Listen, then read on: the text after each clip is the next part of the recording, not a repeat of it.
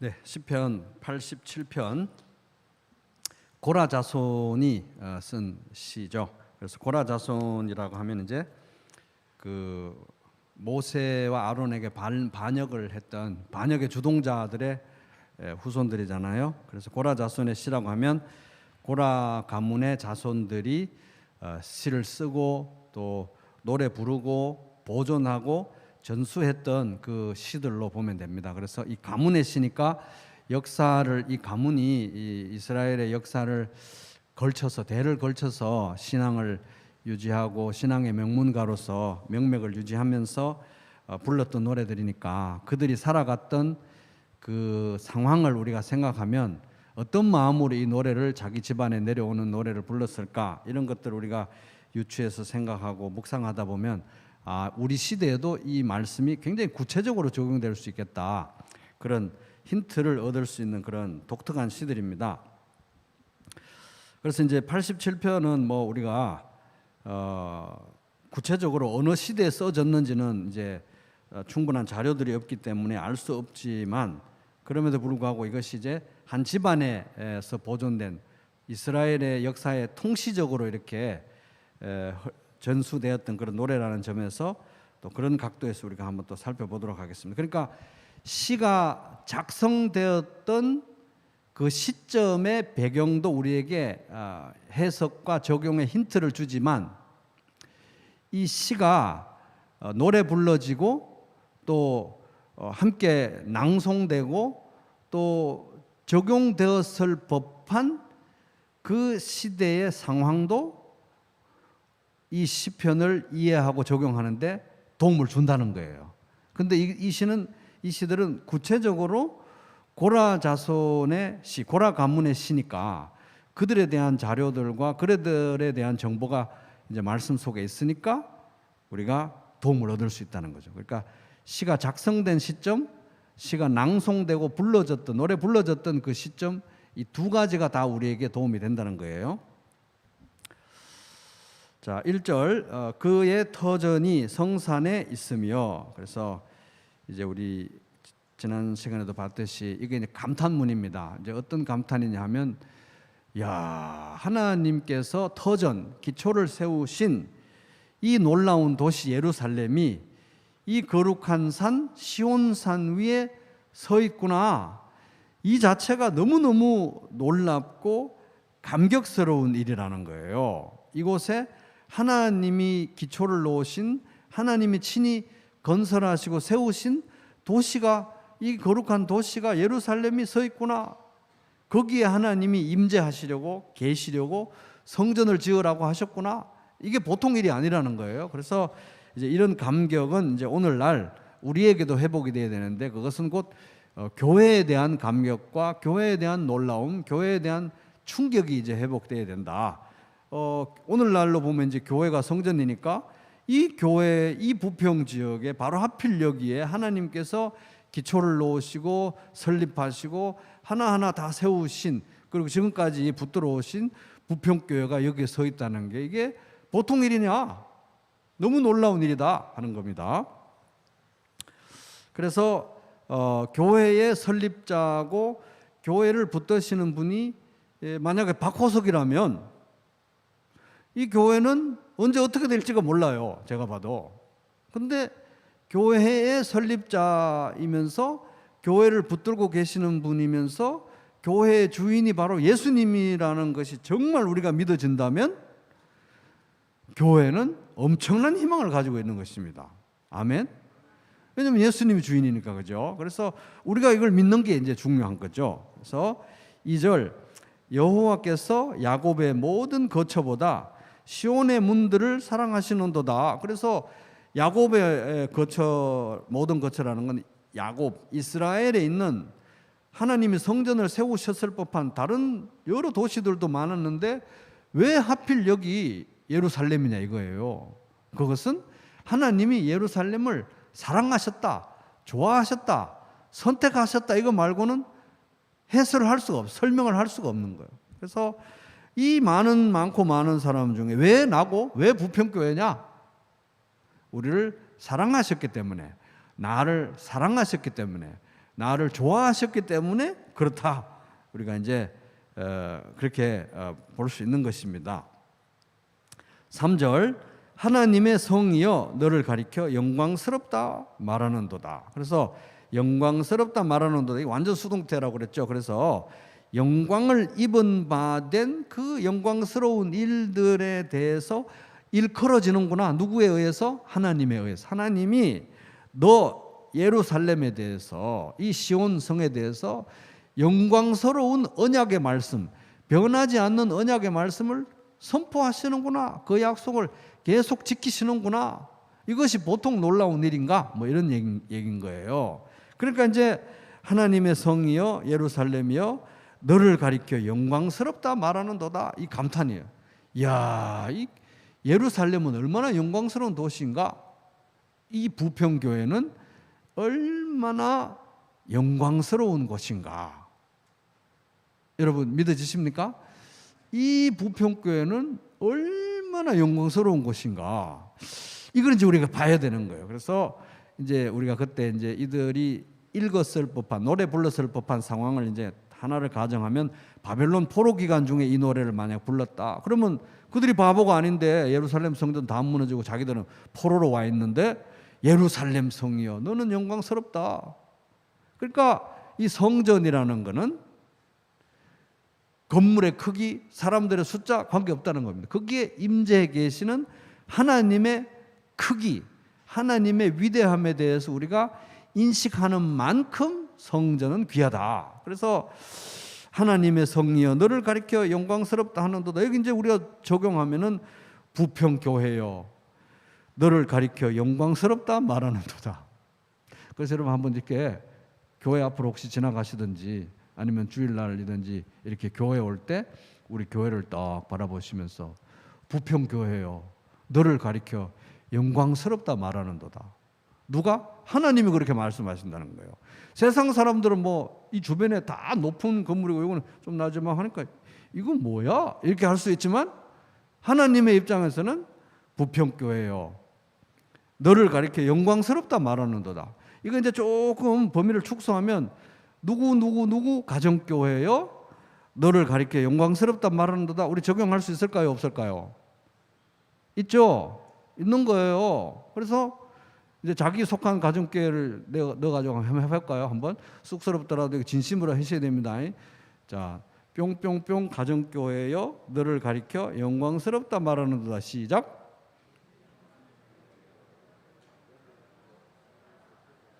네, 꼭 그렇게 믿으시기 바랍니다. 실제로 하나님이 그 각 가정교회마다 영광스럽다고 생각하시고 말씀하시는 거예요. 그리고 나 자신에 대해서도 그렇다는 겁니다. 박호석이요. 하나님의 성전인 박호석 너를 가리켜 영광스럽다 말하다. 사람들은 뭐 시시하게 볼 수 있겠죠. 그러나 하나님이 그렇게 말씀하신다는 겁니다. 그렇게 말씀하신다는데 어떻게 할 거예요? 그죠? 자, 여기서 3절에 이제 엄청난 감탄문이잖아요. 닭살 돋을 만큼 감탄문이에요. 부평교회여 너를 가리켜 영광스럽다 말하는도다. 시온 성이여 하나님의 성이여 너를 가리켜 영광스럽다 말하는도다. 뭐가 그렇게 도대체 영광스러운 얘기예요? 그게 이제 4절부터 나오는 내용입니다. 뭐가 그렇게 영광스럽기에? 예를 들어서 만약에 지금 바벨론 포로 기간 동안에 이 노래를 불렀다면 기가 막히지 않았겠어요? 뭐가 그렇게 영광스럽냐는 거예요. 바벨론 그 도시와 바벨론에 있던 이방 신전에 비하면 예루살렘은 세 발의 피인데 하나님의 성이여 너를 가리켜 영광스럽다. 뭐가 그렇게 영광스럽냐는 거예요. 보겠습니다. 4절 보면 이제 여기서 이제 충격입니다. 4절은 나는 이 하나님이에요. 하나님이 직접 말씀하시는 거예요. 4절은 하나님이 직접 하시는 대사예요. 그러니까 이제 고라 자손들도 사실 이게 그 선지자로서 이렇게 하나님 말씀을 받았던 사람들이잖아요. 그러니까 이거는 하나님이 직접 말씀하신 거예요. 뭐가 그렇게 예루살렘이 시온성이 뭐가 그렇게 영광스러우냐? 이유는 4절 나는 라합은 이제 이거를 이 사람 이름도 있지만 바다 괴물을 가리키는 말입니다. 그래서 그 관주에 보면은 라합 밑에 쭉 내려가면 뭐가 돼 있죠? 애굽이라고 돼 있죠. 그래서 바다 괴물을 가리키는 단어인데 이집트를 빗대어 말하는 거예요. 그래서 너들이 바다 괴물같이 그렇게 어르릉 그렇게 되게 무서운 척 하는데 아무것도 아니다 뭐 이런 취지의 이제 이집트를 비꼬는 말이에요. 라합. 그래서 라합과 바벨론, 라합과 바벨론 이러면 이집트와 바벨론 이러면 이집트는 남쪽, 바벨론은 북쪽. 이스라엘의 가장 대표적인 적입니다. 적. 원수의 나라들이 라합과 이집트와 바벨론이죠. 자, 나는 하나님은 라합과 바벨론이, 이집트와 바벨론이 나를 아는 자 중에 있단 말하리라. 너무 뜻밖인 거예요. 그죠? 예루살렘이여 너를 가리켜 영광스럽다 말하라. 뭐가 그렇게 복되냐? 이제 뭐 예루살렘이 복받고 막 부자가 되고 전 세계 최고 어뜸이 되고 이런 걸 줄 알았는데 그게 아니라 하나님은 나는 이집트와 바벨론도 이스라엘처럼 나를 아는 자 중, 하나님을 아는 백성 중에 한 나라들로 만들 것이다 이거예요. 왼수 같은 이집트와 왼수 같은 바벨론도 앞으로 하나님을 아는 하나님의 백성 중에 계수되도록 하겠다. 그리고 보라, 블레셋과 두로와 구스요. 구스는 이디오피아, 뭐 수단 거기를 가리킨 나라인데 블레셋 두로도 그 주변에서 얼마나 알짱거리면서 이스라엘을 괴롭힙니까, 그죠? 이웃이 아니에요. 근데 그런 나라들이나 저 멀리 있는 생뚱맞은 구스, 이디오피아 같은 이런 나라들도 이런 나라들도 거기서 났다. 거기서 시온에서 태어났다. 시온에서 태어났다고 말을 할 수 있는 위치가 될 것이다. 시온에서 태어난 건 아니죠. 그런데 거기서 시온에서 태어났다고 말할 수 있다는 것은 뭐냐 하면은 입양했다는 거예요. 입양. 그게 태어난 자식들처럼 여기겠다. 그러니까 이제 여기 라합, 이집트, 바벨론, 블레셋, 두로, 구스 이거는 이제 예언서에 보면 그냥 그 이방 나라들, 원수들인 나라들을 포함해서 이방 나라들을 가리키는 그런 대표적인 이름들인데 그런 나라들에 대해서 하나님이 이들도 앞으로 이스라엘처럼 하나님을 아는 백성으로 구원받게 될 것이다. 입양되게 될 것이다. 하나님의 아들들이 될 것이다. 이런 얘기가 되는 거예요.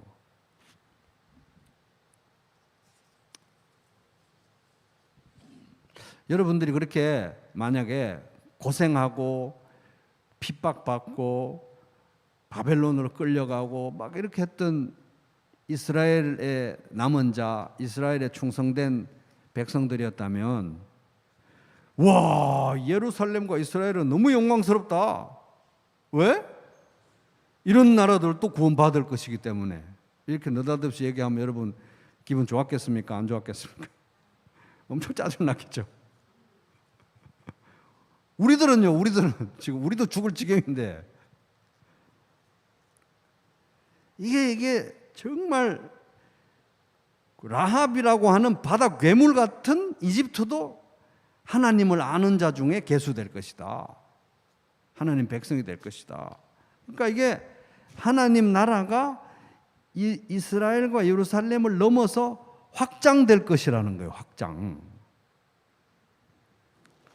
그러니까 예루살렘의 영광이라는 것은, 이 시온 성의 영광이라는 것은 혼자 잘 선택받아서 혼자 잘 먹고 잘 사는 게 그들의 영광이 아니라 그들을 통해서 이방 민족으로 구원이, 복음이 확장되게 되는 통로가 되는 것이 그들의 영광이라는 거예요. 참. 이거는 진짜 바벨론 포로 기간 중에 만약에 이걸 읽었다면 고라 자손들이 너무 와, 이건 정말 소화하기가 굉장히 어려웠겠죠, 그죠?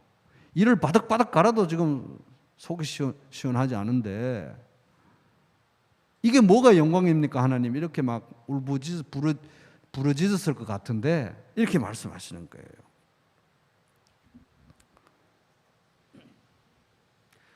그 왼수 같은 바벨론, 그 왼수 같은 이집트, 하나님의 구원과는 상관없이 지들이 해외 해상 무역 해가지고 잘 먹고 잘 살던 두로 또 맨날 괴롭히던 블레셋 저기 생뚱맞게 자기들끼리 이방 신을 믿고 살아가던 구스 사람들, 이런 사람들이 예루살렘에서 태어난 것처럼 똑같은 신분으로 입양될 것이다.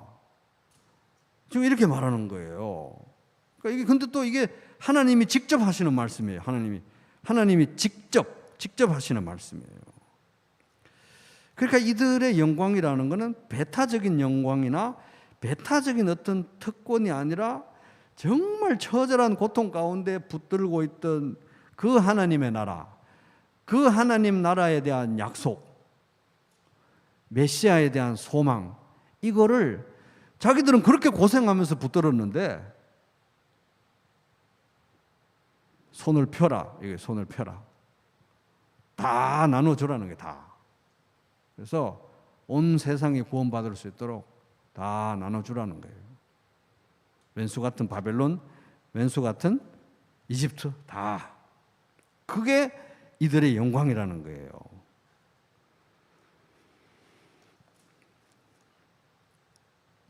진짜 원수 같은 나라들이었잖아요. 그죠? 바벨론과 이집트 이런 사람들은.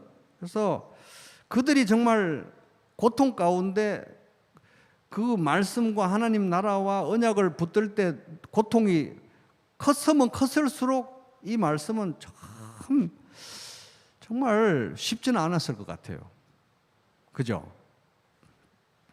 마치 그 망치로 가지고 호두를 딱 깨서 호두를 깨가지고 열매를 이제 먹는 것처럼 호두가 깨지는 것 같이 자기들의 그 단단한 껍질이 막 깨질 것 같은 그런 고통을 느끼지 않았을까? 하나님 나라의 확장이라는 것은 그들에게 굉장히 낯설고 굉장히 이질적이고 굉장히 반본성적인 그런 고통이었을 것이다. 또 다른 고통이었을 것 같아요. 제가 보기에는.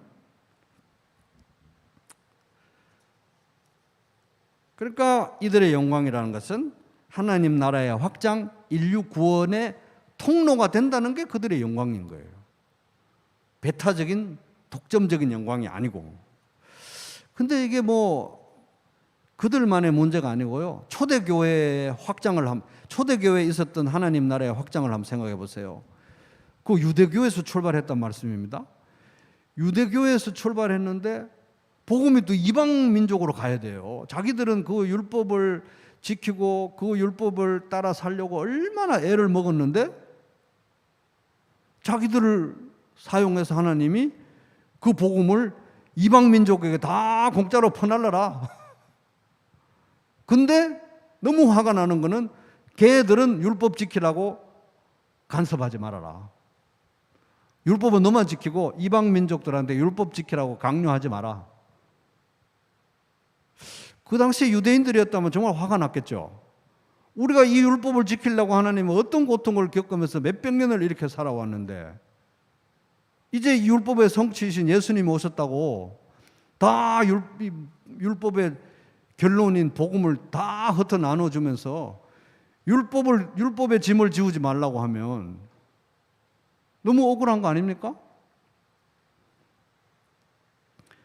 그 또 바울 같은 이상한 사람이 교회를 그렇게 핍박하고 유대교 열심을 내가지고 교회를 그렇게 핍박하고 사람 죽이는 걸 뒤에서 막 조종하고 명령했던 그 인간이 사도 중에 한 명으로 부르심을 받았는데 이방인들에게 가서 복음을 전한답시고 막 돌아다니는 거예요.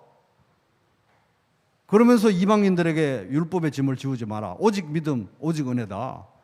이러니까 이 사람들은 그 짧은 몇십 년 인생 동안에 엄청난 변화를 겪어야 됐던 거예요. 호두가 몇 번 깨지는 거예요. 호두 깨고 나면 또 깨야 되고 막 이렇게 계속 그렇게 해서 하나님 나라와 복음이 확장이 되었는데, 그러니까 그들에게 영광은 뭐냐는 거예요. 영광. 독점적으로 뭔가를 누리고 남보다 더 우월해지고 남을 좌지우지할 수 있는 어떤 큰 소리 칠 수 있는 감내나라 뭐 내나라 할 수 있는 입장이 아니라 그냥 거저 받은 것을 거저 나눠주는 겸손한 복의 통로가 되는 것이 그들의 영광이었던 거예요. 그러니까 독점적인 어떤 소유권이나 권리 주장이나 기득권이나 프리미엄이 없어요. 그렇게 힘들게 복음을 지켜왔는데 퍼날라라. 그 대신 그들에게 강요하지 마라. 그잖아요, 그죠? 그러면서 이방인이나 유대인이나 종이나 자유자나 할 것 없이 다 동등하다. 그러니까 참 정말 그 예수님이 탕자의 비유에서 그 마다들 그 완고했던 마다들의 비유했던 그 사람들이 누구냐면 바리새인들과 그 유대 지도자들이었잖아요. 그 사람들의 마음도 우리가 이해가 가는 거예요. 우리가 얼마나 힘들게 율법을 지켜왔는데 이걸 깨고 다 나눠주고 조건도 달지 말고 프리미엄도 붙이지 말고 막 나눠줘라. 막 나눠줘라. 오직 은혜 오직 믿음이다. 그것이 너희들의 영광이다. 그런 걸 이제 생각을 해보면 야, 이 말씀이 이걸 생각해보면 우리 부평교회도 마찬가지일 거라는 생각이 듭니다. 이제 하나님께서 만약에 우리 교회에 복을 주셔가지고 호두를 딱 깨고 복음이 우리를 통해서 정말 확장되기를 원하셔서 영혼들을 보내주시고 또 다음 세대를 일으켜 주신다고 할 때 물론 복음 그 자체, 복음의 진리 그 자체, 양보할 수 없는 성경의 진리 그 자체 말고 문화적으로 다르고 너무 예상 밖의 캐릭터들이 오는 거예요. 만약에 이제 우리가 복음을 전하는데 우리가 그동안 살아왔던 이런 분위기하고 너무 다른 캐릭터들이 이제 막 예를 들어서 준비된 영혼, 우리가 생각할 때 준비된 영혼, 우리 비슷한 좀 착한 이런 사람들이 올 것 같으면 참 좋겠는데 준비된 영혼을 보내달라고 했더니 너무 예상 밖의 캐릭터들을 보내주신다. 그럼 어떻게 해야 되는 거예요? 이런 현상이 일어나야 되는 것입니다. 하나님 나라의 확장, 복음의 확장을 위해서는 호두가 계속 깨져야 되는 거예요. 호두가. 그죠? 그래서 복음에는 기득권도 프리미엄도 어떤 조건이 붙을 수가 없는 거예요. 우리가 어떻게 이걸 지켜왔는데 하나님 복음을 지켜왔는데요. 어떻게 우리의 이 교회 문화를 지켜왔는데요. 호두를 깨라고요? 이렇게. 그죠? 그런데 우리의 영광은 우리가 누구보다 우월하거나 누구에게 손가락질할 수 있는 위치가 아니라 그냥 복음과 은혜의 통로가 되는 그 자체가 우리의 영광이라는 거예요. 영광. 그게 감탄할 만하다는 거예요. 이야, 부평교회요.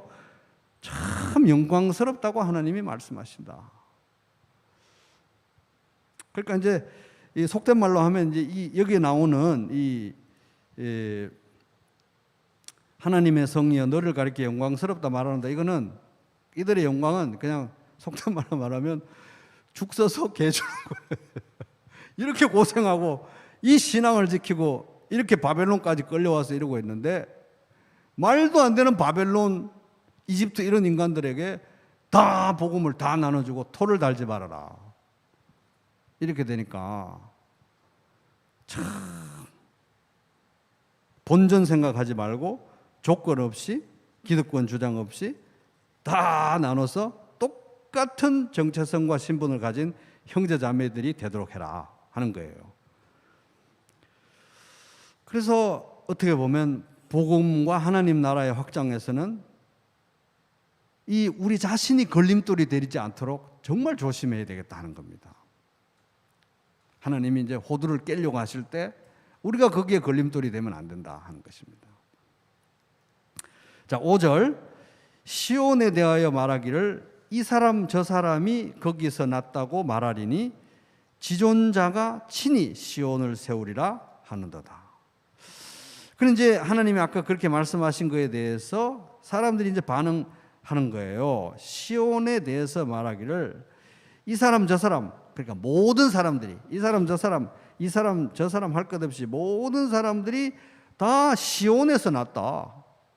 그러니까 이제 이스라엘은 자기들만 독점적으로 선택받은 선민 의식을 가지고 우리만 이 유대인이고 참 유대인이고 뭐 이러고 싶었겠지만 이 사람 저 사람 할 것 없이 모든 이방 족속들 포함해서 모든 족속들이 시온에서 태어났다고 말할 수 있는 그런 지위와 신분을 동등하게 가질 것이다. 입양될 것이다 하는 거, 입양될 것이다.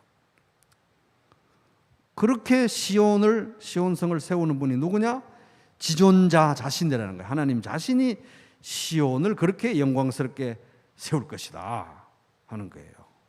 그러니까 하나님이 직접 시온을 세운다고 하니까 이 뜻을 막을 수 있는, 스탑시킬 수 있는 어떤 존재도 없다. 구속사를 멈출 수 있는 사람은 없다 하는 것입니다. 그렇게 될 거라는 거예요. 6절, 여호와께서 민족들을 등록하실 때는 그 수를 세시며 이 사람이 거기서 났다 하시리로다. 그래서 이제 여기 보면 이제 그 위에도 보면 뭐 거기서 났다가 이제 시온에서 났다 하는 거잖아요. 그래서 거기서 원래 핏줄로 하면 거기서 태어난 사람만 유대인인데 하나님 백성인데 그게 아니라 하나님이 입양한 예수 믿고 구원받은 모든 사람이 다 시온에서 난 것처럼 될 것이다. 하나님의 백성이 될 것이다. 그러니까 이제 거기서 났다 이거는 천국의 시민권을 가리킨다고 보면 되는 거죠. 우리의 관점에서 적용하면 천국의 시민권, 하나님 나라에 속한 백성으로서의 어떤 지위 이런 걸 가리킨 겁니다. 근데 이제 역사가 그런 방향으로 가고 있죠.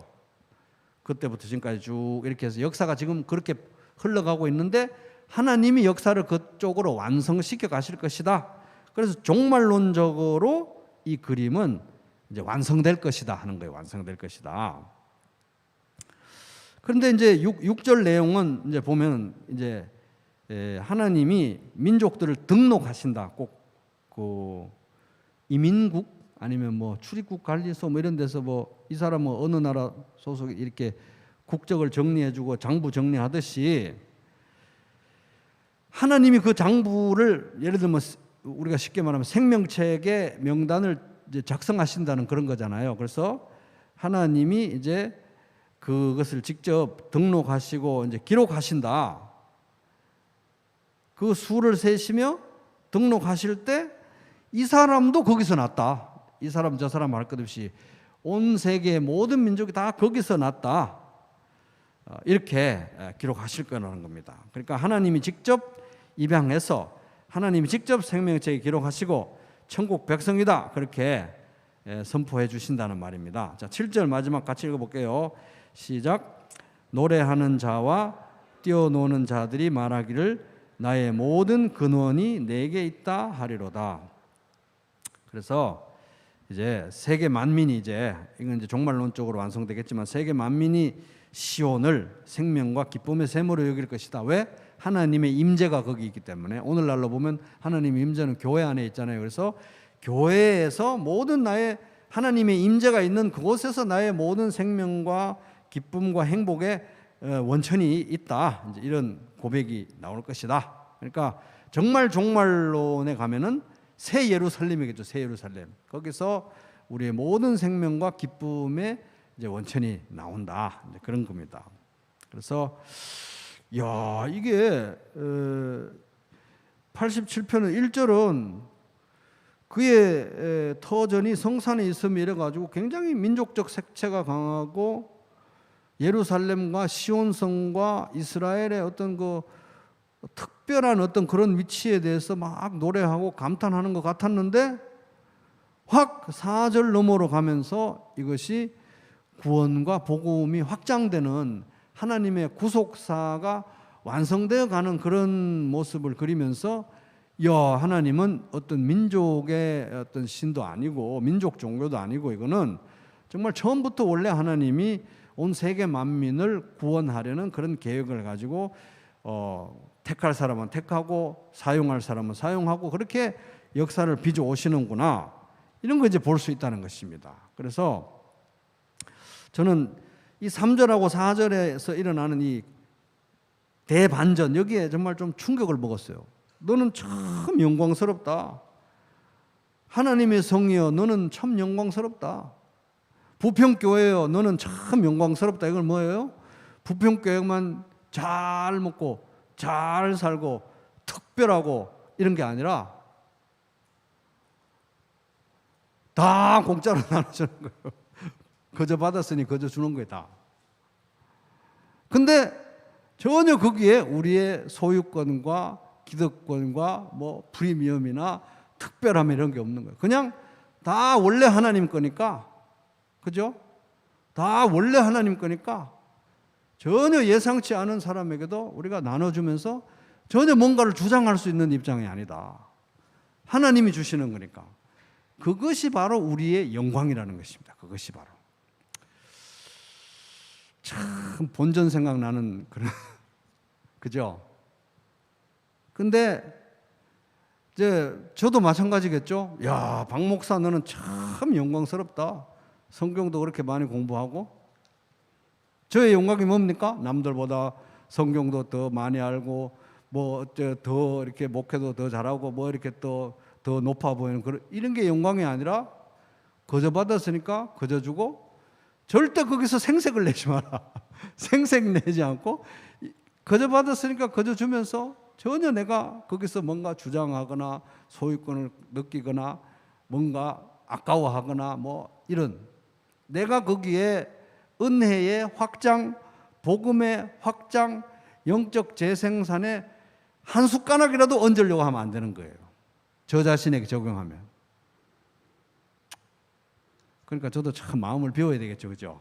마음을 비우고 하나님의 것을 하나님에게서 받았으니까 나눠주고 하나님이 확장하시려고 하면 예 여기 있습니다 하고 제 머리를 이렇게 하나님 앞에 내드려야 되는 것입니다.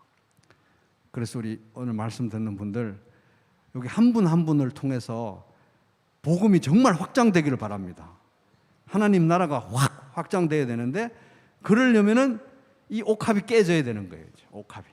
나를 가두고 제한했던 것들이 깨져야 되는 것입니다. 그렇게 깨지고 복음이 확장돼서 한 분 한 분, 각 가정교회마다 귀하게 복음과 은혜와 하나님 나라의 확장의 그런 통로. 그래서 하나님이 누가 다른 사람이 뭐 다른 사람이 이야 저 교회 대단하다, 저 목사 대단하다 그런 거 아무 소용 없죠. 하나님이 박호석으로 참 영광스럽다. 내가 정말 쓸만한 통로구나. 우리 부평교회도 그렇게 되고 우리 각 가정교회도 꼭 그렇게 되시기를 주님의 이름으로 축복합니다.